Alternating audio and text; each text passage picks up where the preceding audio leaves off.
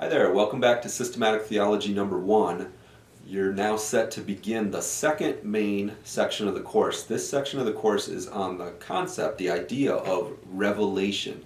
So not the book of Revelation in the Bible, but the idea that God revealed himself to us as humans and that he expects us to read and understand that revelation, and that one day we will be held accountable for that revelation as well. Now this week number 5 has kind of two branches that we're going to talk about under the idea of revelation: general revelation and special revelation. General revelation is the idea that God revealed himself to all people, all over the world, all times, everywhere, but not in a direct way. Not that he talked to them directly, but that he left, some people call it, he left his fingerprints behind so that we could see that he had been there. Those three, they're called loci, the three locations where God revealed himself generally: nature, conscience, and history.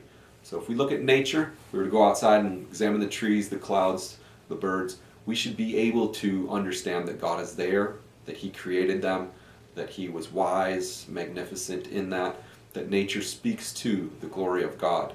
It's in a general way, however, doesn't necessarily tell us how to get saved, for instance.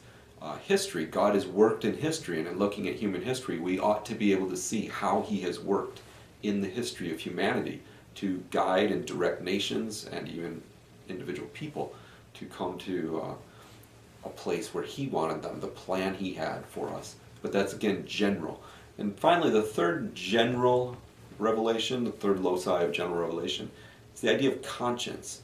This idea that people know what's right or wrong. We have some sense that the little angel on one shoulder and the demon on the other that are telling us what we ought to do or not, that actually is God speaking to us in a general way, because not everyone has the same seeming angel and demon on the other shoulder. It sometimes varies. That's the idea that it's general. That is very close, though, to what we call special revelation, that God speaks specifically to us. The two spots, two locations of special revelation. One would be Scripture, what we call the Bible.